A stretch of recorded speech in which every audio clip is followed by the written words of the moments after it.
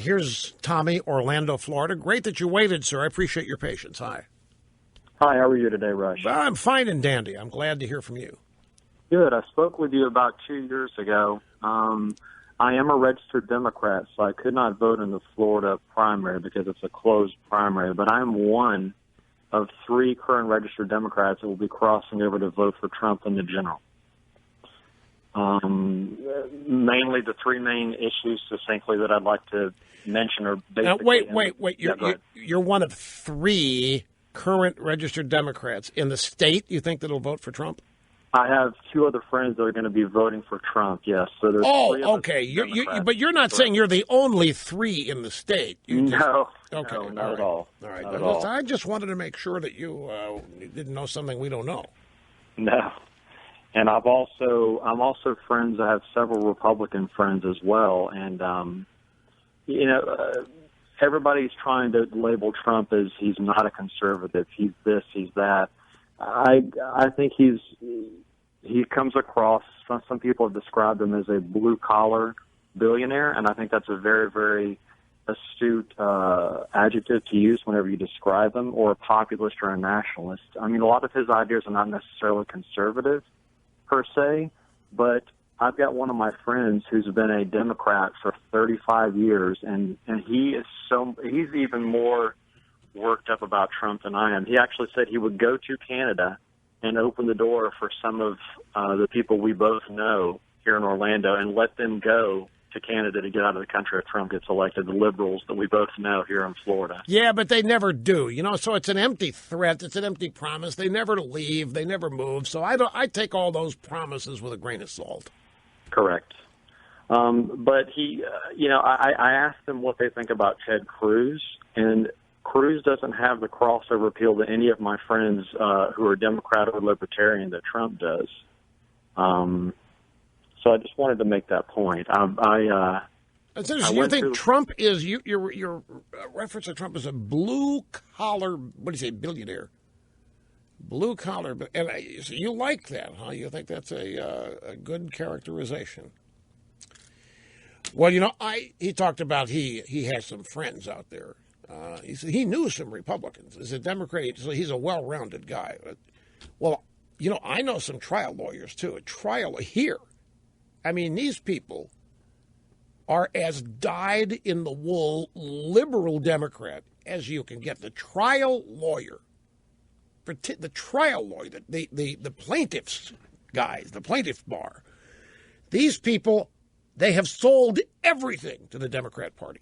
They are all in on the Democrat. They raise money, they donate, they whatever, because it's the Democrats that are constantly opposing tort reform. You can't find a trial lawyer who's a Republican. And if you do, they won't admit it around other lawyers. It is that universal. And I know some of these people. I've met them playing in charity golf tournaments. I've ended up as the celebrity in their foursome. And it's always interesting when that happens because they show up predisposed to thinking I'm this bad thing, that bad. They end up thinking I'm the greatest guy in the world, and why can't everybody know this side of you? These guys end up being very open with me. And I just got a note from one of them last week that he is abandoning the Democrat Party. And he's become a supporter for Trump because it has taken Trump to open his eyes to what the Republican Party is. Trump's a Republican. This guy loves Trump. I don't know, just loves Trump, thinks Trump is one of the greatest guys. So Trump being a Republican, this guy was forced to go beyond whatever he thinks in cliched terms the Republican Party is. And he found out that he had much more in common with your average, ordinary, everyday Republican than he ever would imagine. And he wanted me to know specifically that it would have never happened. He would have never not only admitted it, he would never have abandoned the Democrat Party in a presidential campaign had it not been for Trump. He gave me details. I don't have a lot of time to go into details. Details don't matter. I've known that Trump is attracting crossovers in these open primaries. I think I might have been one of the first to allude to the phenomenon and point out that it's exactly what the Republican Party claims they have to be doing. I mean, why support amnesty? You want Hispanic voters, you want minorities, here's Trump and they don't want any part of it. I've always been fascinated by that. I think my voice can make it through the final hour here, folks. Excuse me, but I might be relying a lot on those of you on the phones. 1 big hour left, open line Friday today. Hang in there. If I can find a chocolate donut, that might help. Okay, I found a cookie. Cookie worked. Cookie will work for like 10 minutes, and I'll have to have another cookie. Can you hear the difference? You probably can't because of the audio process, but I guarantee you it's taking much less effort to speak here. It'll last 10 minutes, and I'll have to have another cookie. Folks, I'm 65 years old. I don't have to play tricks with anybody to score cookies, for crying out loud. Live from the Southern Command in sunny South Florida, it's Open Line Friday! It's not like I have a bunch of nags around me. Don't eat the cookies. They're not good for 65 years old. I know what works. It's the same stuff when back in the New York days, a chocolate donut worked. Yeah, right. You're just like I would make that up. Anyway, we'll see how long it lasts, but I'm telling you, this is much, much better. And I've asked otolaryngite specialists about it, and nobody can explain why it works. Have you ever tried hot tea and honey? Yeah, it never works. I don't know what that's all about. It doesn't help with a cold. It doesn't help anything. That's probably the honey lobby behind that. No. Easter egg, chocolate, it has to be bread related. That's why chocolate, donut, cookie, what have you. It has to. Who knows? All I'm telling you is what works. Why do people want to? It works. No, it shouldn't work. You're just trying to sneak a cookie. No, I'm 65. If I want to have a cookie, I'll have a damn cookie. I have to sneak it. Jeez. Anyway, folks, great to have you back. Open line Friday, 800-282-2882. Big hour left. Whatever's on your mind is what we talk about. We had a guy moments ago, a Democrat in Florida. What was the guy? I guess Orlando. He would say he's one of 3 Democrats he knows for Trump. And he characterized Trump as a blue-collar billionaire. So I want to share with you some polling data from the NBC News Wall Street Journal poll that is going to really anger many Trump supporters. And you're probably going to get mad at me. But your anger, if you have any, will be misplaced aiming it at me. Just wait till I get through this. Because I don't think this kind of stuff matters to Trump supporters. But it's a category list, demographic list of various groups and their negatives toward Trump, their disapproval. And when you go through this, you wonder how in the world Trump is winning the Republican primary. Now, he's winning it with 37%, so you could say 63% are not for Trump. But then that 63% is not coalescing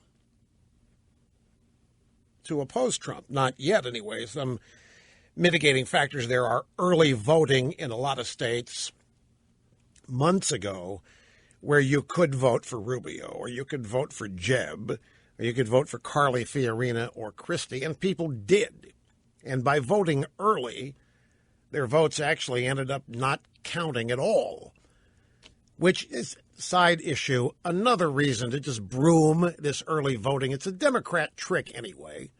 Early voting is it's a recipe for fraud. And it's no wonder it's a largely a Democrat idea. Here are Trump's negatives. Latest NBC Wall Street Journal poll. Women, 70% disapproval Trump. Millennials, 72% disapproval Trump. African Americans, 83% disapproval or negative on Trump. Hispanics, 77% negative disapproval Trump.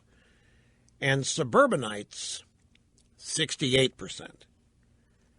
So if these numbers are right, then Trump is going to need lots and lots of union voters to counteract these numbers. And just to remind you, it was, did I put this at the bottom of the stack? The latest, here it is, Fox News poll. Just to review this, with millennials 35 and under, millennials prefer Cruz to Hillary 51 to 37%. That is a 14-point lead that Cruz has over Hillary in a national matchup with people 35 and under. The same group, 35 and under, Hillary leads Trump by 20. So a 34-point spread if you want to look at it that way. Now, I realize a number of you pro-Trumpsters are going to say, that's a drive-by media poll. It's the NBC Wall Street Journal. They hate Trump. Of course they're going to do that. Just like Fox is probably making their poll up to hurt Trump, blah, blah, blah. I know how Trump people think, the ardent Trump supporters, and I realize it's not going to talk you out of Trump, but I'm not trying to, by any stretch of the imagination. I myself look at these negative numbers and I wonder, well, if those are true, I mean, these are striking numbers. 70% of women negative on Trump? Not on this show. The vast majority of women call here love Trump. 72% millennials anti-Trump. 83%. Now, wait, and by the way, there's maybe a minor distinction. Not saying they won't vote for him. Maybe they wish that be inferred, but depending on the final matchup, this does not say how people will vote. This is just positive feelings, negative feelings, it's your reaction to various candidates, and those are Trump's numbers. All negative, women 70%, millennials 72%, blacks 83%, Hispanics 77%, suburbanites 68%. Now, these numbers are before this latest dust-up with the tweeted photos of candidates' wives. So, and before the this rumored National Enquirer story that Ted Cruz somehow has 5 mistresses out there.